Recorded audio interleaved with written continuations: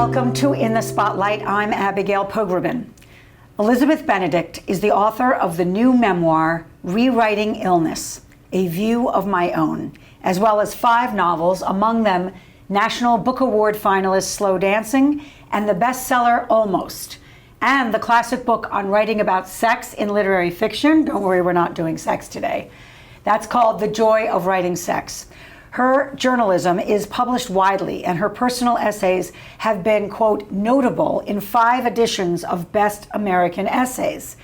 She writes regularly for Salma Gundi on sexual politics, and her 3 anthologies include New York Times bestseller What My Mother Gave Me, 31 Women on the Gifts That Mattered Most. I am honored to be part of that collection. And Elizabeth lives in New York City with her husband. Welcome to the broadcast. Thank you. Great to have you. Thank you. This is an exquisitely written book, sometimes hard to read for those of us who are maybe more neurotic than you are. Or just as neurotic. Or just as, you don't have to be more. That's very pastoral of you. But let's talk about the decision to write it, because as a teacher of writing yourself, you're hard on the question, does the world need another cancer memoir? Right. Why did it? One of the first things I did was think, should I write something about this?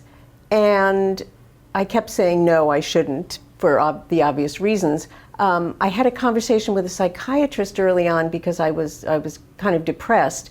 And I said, well, I'm a writer, and part of me wants to write a memoir, but these have already been written. And the doctor said, well, no one has told your story.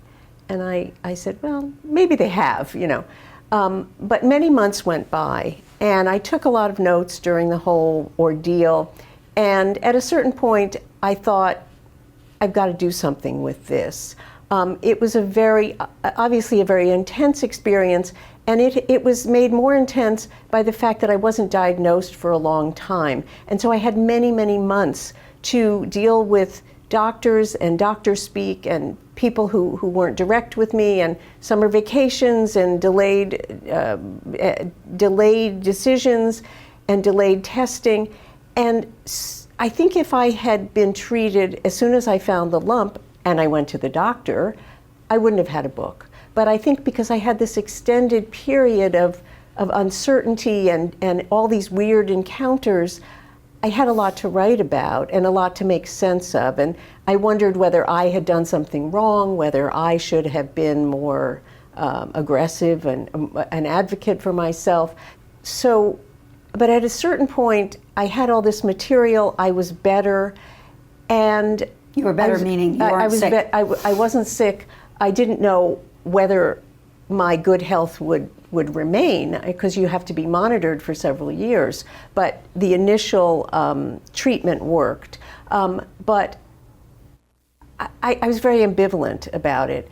And I had a friend who was a nurse practitioner, and she said, you have to write about this because it will help other people. And it will help other people dealing with all the things you went through. Particularly the purgatory. I mean, that's what's so mind-boggling, and we'll get to it, of just how much the goalpost kept being moved and how much you were kind of forced to live your life without the information that could change your life. Yeah, exactly. And when my friend said it would be helpful to people to know what you went through, that really kept me going at times when I wasn't sure I should do this, or when people didn't like what I wrote, or, you know, all of those things you go through as a writer. And you said you rewrote it 127 times, which maybe... Yeah, I may think it was 126, but yes. But whether that's an exaggeration or not, you again are very disciplined in terms of your craft. Right. And this wasn't just going to be kind of a...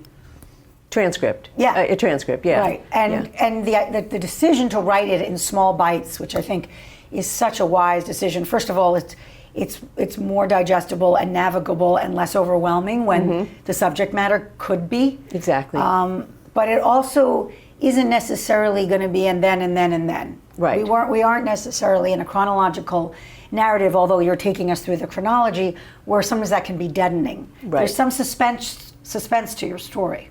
Yeah, you know, I had a turning point. As you just said, I wrote the book sort of in a straight narrative.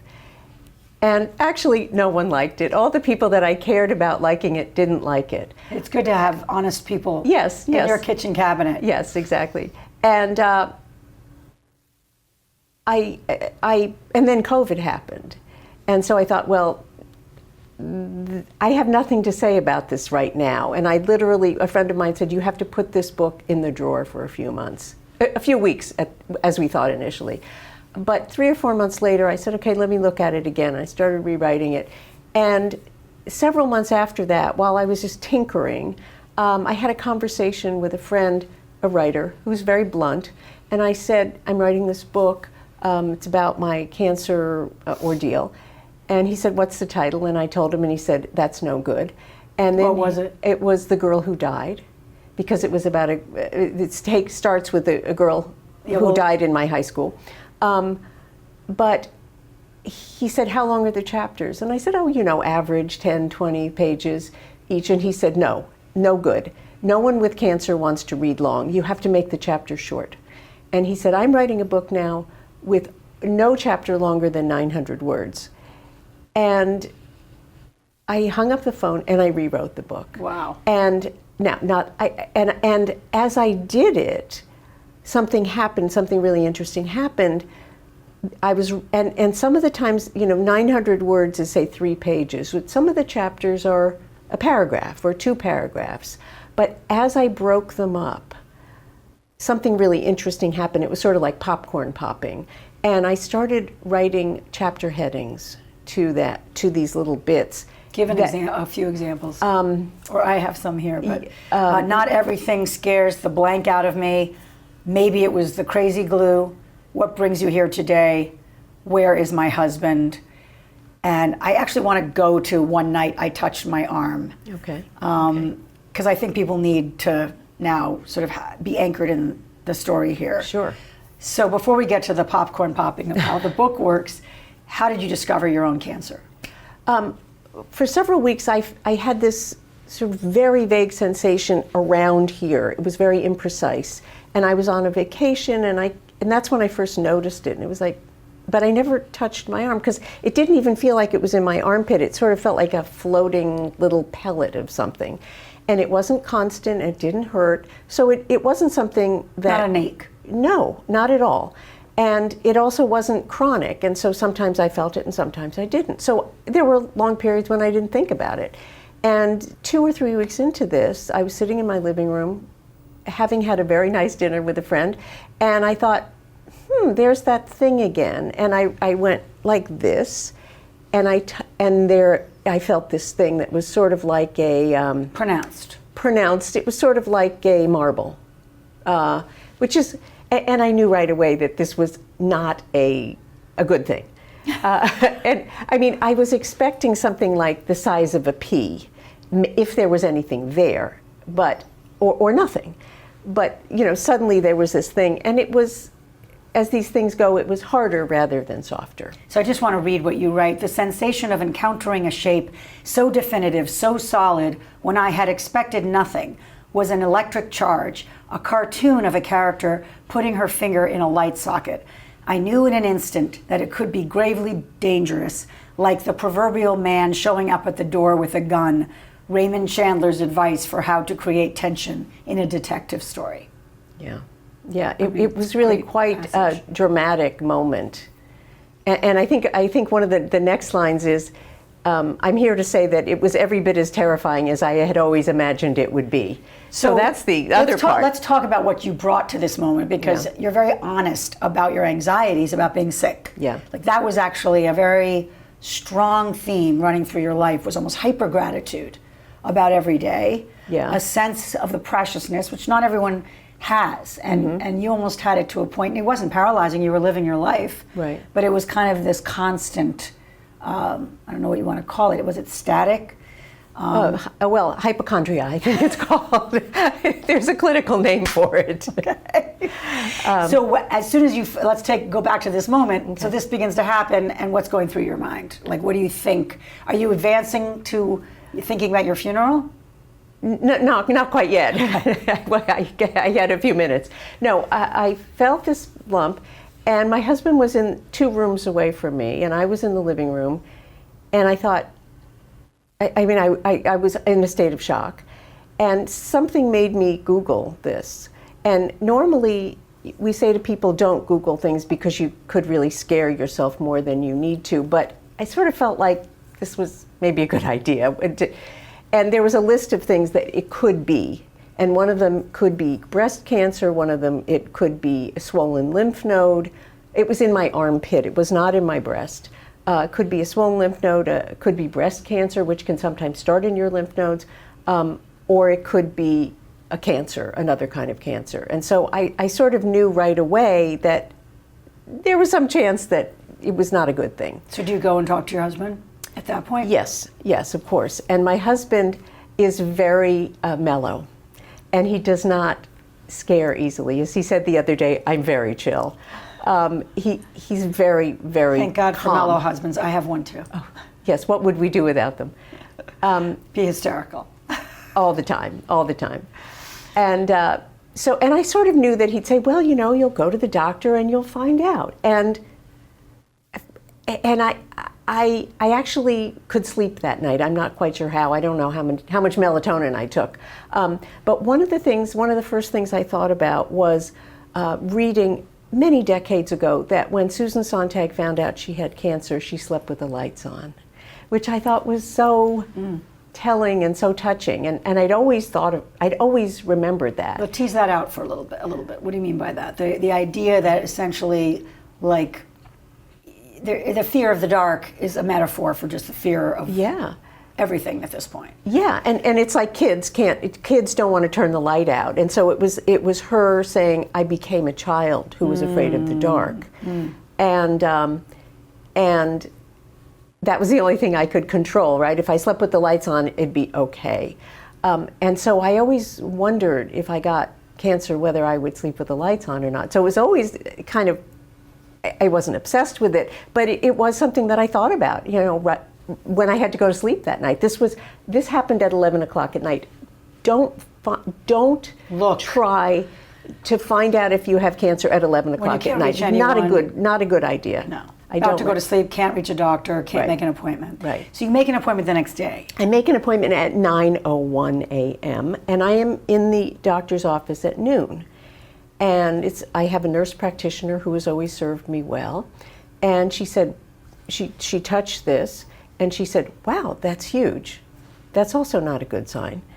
And she should have been more attentive to that. But I then... It's not that she shouldn't have said it. You're saying that since it was big, she should have actually raised her alarm. She said, we have to get this sonogrammed. And she gave me a prescription for a sonogram appointment for 2 days later at my place, my mammogram place. And but she said, I think it's a swollen lymph node. And that's sort of the default, and that's what you would normally think it is. That's the first place you'd go. But I think if you're more attuned to these things and you felt it, you might have felt it wasn't a swollen lymph node. I didn't know that at the time, right?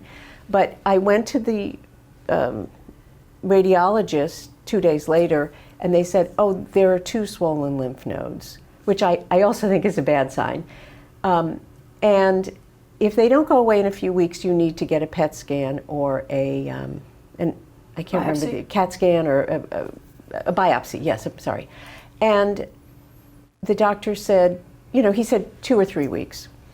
And he said, I think this is an infection, which I also think is doctor speak for not going to freak you out right now. But what I learned was when a doctor says come back in 2 or 3 weeks, that's not good. When a doctor says come back in a year, that's good. But when they say come back in 2 or 3 weeks, they want to make sure they're on the case.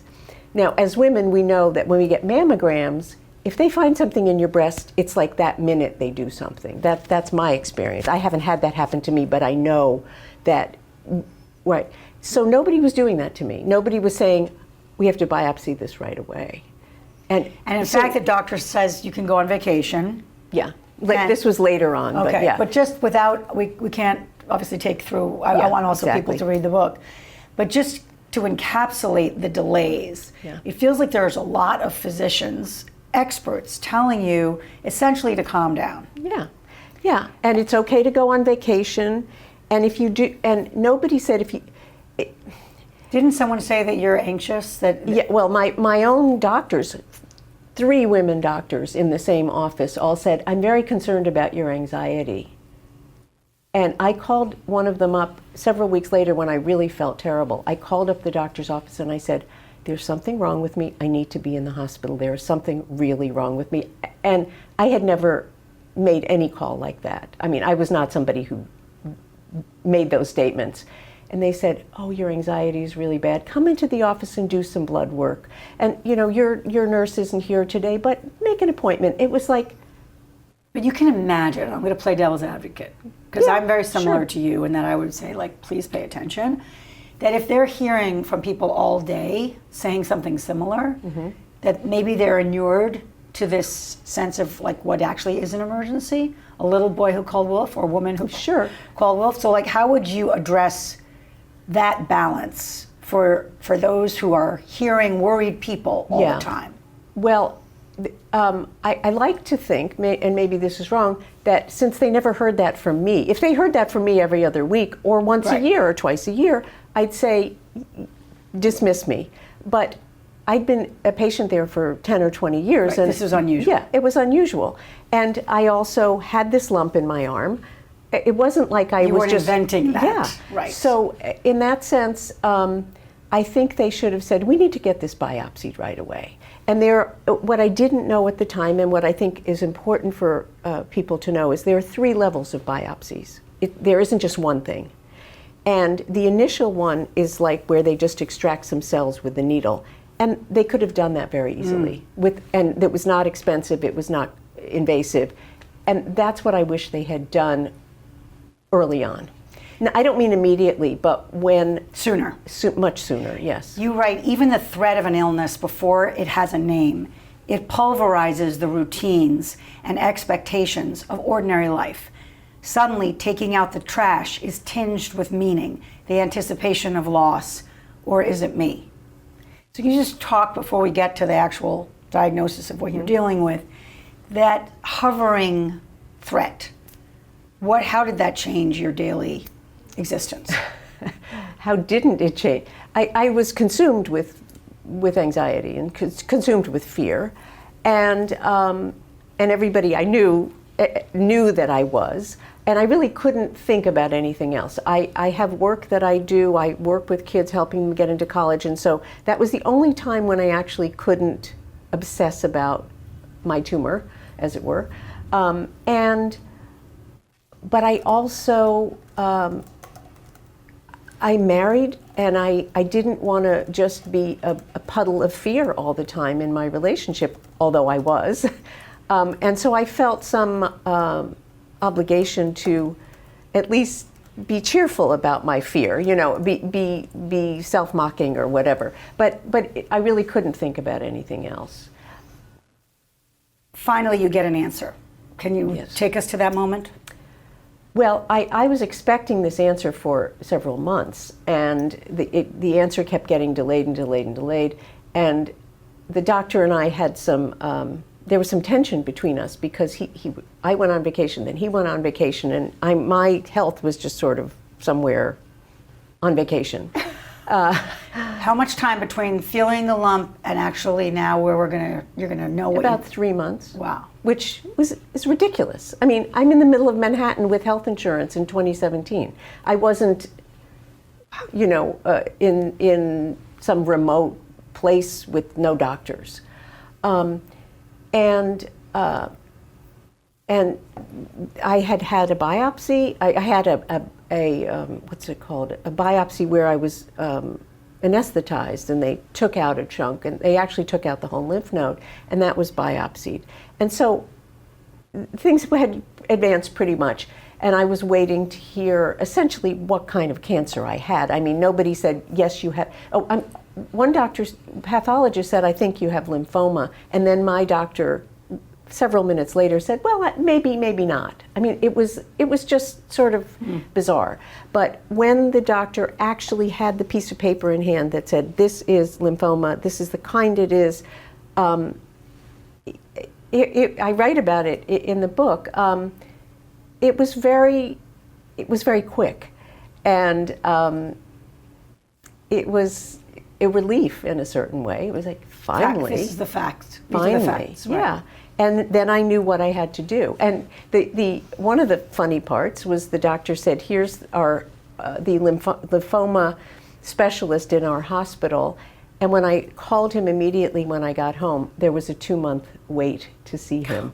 Gosh. So it was sort of like, you had to find the humor in this. I also had the name of another doctor who changed my life. So it. Tell me about chocolate babka. Chocolate babka, how long do you have? I'm a fan as well, particularly of Zabar's. So why was this a lifeline in some way, or your comfort food? Well, I was so anxious I couldn't eat. And then I would realize that I really needed some nutrition, or I needed some calories, but nothing seemed very appealing. And I lived near Zabar's, and I went to Zabar's, and I thought, I've got to get something. And the chocolate babka kind of leaped off the shelf into my hands. And it's not something that I eat often because it's so addictive that you really can't stop. But I felt I needed the calories. It was medicinal. And I took it home, and I would cut these slices and put them in the microwave. And it was just like heavenly. And then I'd sort of eat, and then I'd cut some more and put it in the microwave and keep eating the same original piece, you know. And then like almost the whole thing was gone. It was very embarrassing.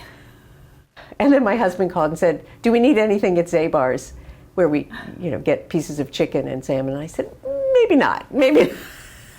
Maybe I've maxed out on that. But you were also doing healthy things, wheatgrass, and I mean, but the wheatgrass and all of that was before the diagnosis? Yes, and that what I was trying to do was shrink my lymph nodes. In the event that they were just swollen lymph nodes, I was trying to do the Bring things. them down. That was the jumping jacks was part of that as well. Jumping jacks, yes. So you tell people, and I've heard this advice before, but you really drill down on it, that your friends who had cancer said, always bring someone with you to every appointment and have them write everything down. You will think you'll remember things, and you won't. Is that something you actually followed through on? Oh, yes, I did. And also when, sometimes I would just ask the doctor, sometimes I would just tape the doctors. And so if you don't have someone to bring with you for whatever reason, you just bring your phone and tell the doctor you want to tape what he or she says. And do they object? No, they shouldn't. I mean, God help us if they do, but no. But so if you don't have somebody to go with you, but you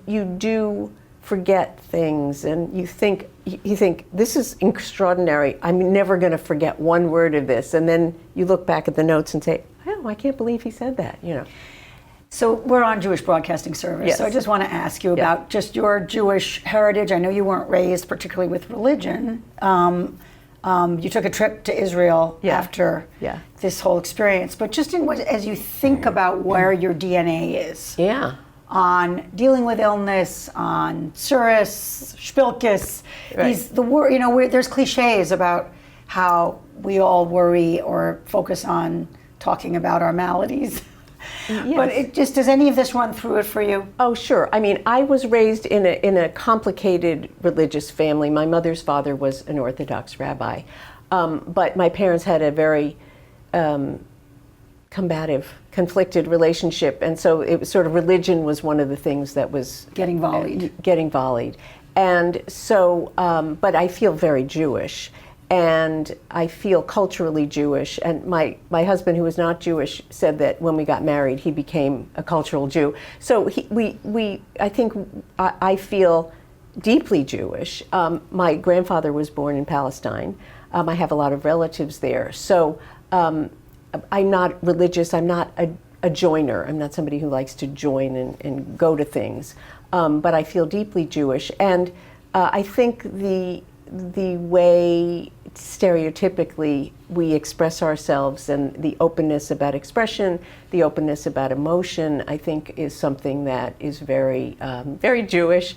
My husband and his daughter are not of that persuasion, and they're much more reserved, and it's kind of a nice change. But was God in the mix for you at all during this? I don't think so. No spirituality? I think my friends are my spiritual community. And I think the writers that I connected with who had cancer, Susan Sontag and Nora Ephron, were my kind of spiritual guidance there. I read both of them, and they both had very different cancer journeys. One was very public, one was very private. But I connected with them a lot as I went through this. I don't mean personally, but I thought about them a lot. I was in the same hospital that Nora Ephron was in. I felt connected to them. I also felt very connected to, I want to give people who are watching this some idea of what you do when this happens to you. And obviously it's extremely complicated and lots of layers, but some people join support groups. I never wanted to join a support group because I didn't want to be with people who were sick. I wanted to be with people who were well. And so I was I reached out a lot to friends who had cancer, or to people who were very involved in the cancer world because of their families. So those were people I really wanted to connect to, because that gave me hope. I had some mantras and I don't think of myself as a mantra person, but I acquired some mantras. And can you share? Yeah, sure. The writer Jenny Allen wrote a play called I Got Sick, Then I Got Better. I may have it slightly wrong, but that's the idea. And I got sick, then I got better, and that became one of my mantras. And I thought, okay, if she got better, I can get better. And whenever I would kind of fall into this pit of fear, I would just say that to myself, and I'd say, okay, maybe it'll happen to me too. So I think I needed positive reinforcement. I get that. And the other thing I want to say to people is really important is that as scary as cancer is, there's no question that it's scary, there are amazing treatments now and breakthroughs all the time. And 50 years ago, it was very different. 20 years ago, it was different. But in 2023, it's very different from what it was. And I want people to know that there are many treatments available that you can't imagine. And it doesn't have to be, I hate to say death sentence, but it doesn't have to be a death sentence. As terrifying as it might be. Yeah, it's really, really, really changed. Talking about positive reinforcement, you've had a lot of positive response to the book, and I just want to read the Boston Globe said about rewriting illness, A View of My Own, Elizabeth Benedict's 8th book, Mazel Tov. It will mess with you in irresistible ways. Despite its scary subject, this chronicle reads more like a breathtaking whodunit, or rather a whatdunit. It may actually help readers feel better about our own natural fears, even while it confronts the worst.